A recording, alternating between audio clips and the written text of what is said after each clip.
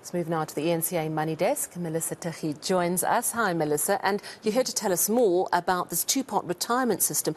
This is a system that's still coming into place, am I right? Yes, it's coming into place next year, March, but there's still a lot of uncertainty. Even I don't know exactly what amount of money can you extract and what should you leave, and also what should be prudent to leave and not just to take out. But let's get to that story now. Financial services company Alex-Forbes says the two-part retirement system will result in new members accumulating more than double their fund value at retirement. Now, under the system, employees would be allowed to access up to a third of their net retirement contributions before retirement. Now, the company says the system provides a practical solution to financial difficulties faced by consumers. And this is very few employees preserve their retirement savings when changing jobs. Joining us now for more is Belinda Sullivan. She's the head of corporate consulting strategy at Alex-Forbes. Belinda, thank you so much for joining us tonight. Now, according to your research, only 9% of members preserve their retirement savings when changing jobs. And that's quite concerning. Is this trend seen across other retirement funds as well? Thanks, Melissa. And yes, I think the biggest issue that we have is that members move from one job to another, and the money sitting in a retirement fund seems to be this pot of gold that I can take and really use for my own personal use at that particular point in time, without considering the impact as to what that has on their future. So we do see that trend, and unfortunately, as you said, we've got a 9.6% really preservation rate, which means that not everyone is getting the message, and you need that message as early as possible so that one day in retirement you have enough. So do some members try to make up for this later in their career by, for example, upping their retirement contributions at a later age? So definitely, we do see members as they get closer to retirement, they start becoming more aware of how much they've actually put away.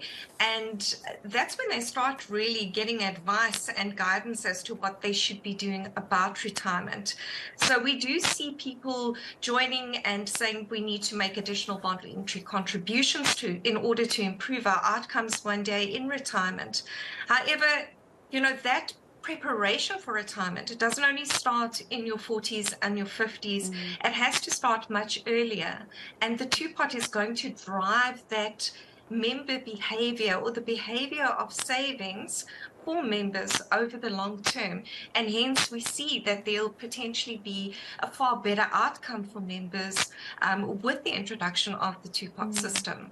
I think we all hope so, but Alexforbes is in support of the two-part system. But there's, however, still some uncertainty regarding the system, how much money you can take out, and what will be prudent to keep in there. When will this all be cleared up?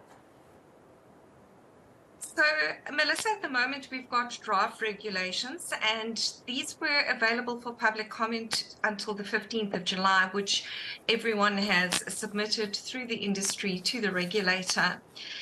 So at the moment, the proposed date is 1 March 2024.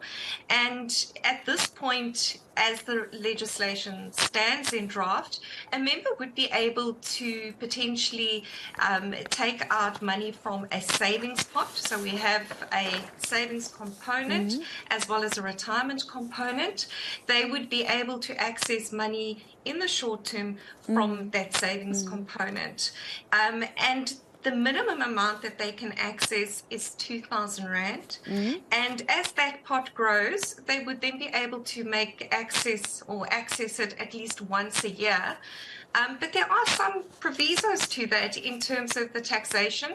Members will be taxed at their marginal tax rate. So in other words, how your salary is currently taxed, that's how it is proposed that that benefit would be taxed if you take it. And, the idea is that before going to that, I'm going to refer to it as the savings pot, before going and taking money from there, to really assess what is that need, and is there another way that you can fund for that particular emergency, and rather keep that money as a last resort. Yes, I think that is all on our minds, what money to keep and what not to keep. Many thanks to Belinda Sullivan. She's the head of corporate consulting strategy at Alex-Forbes.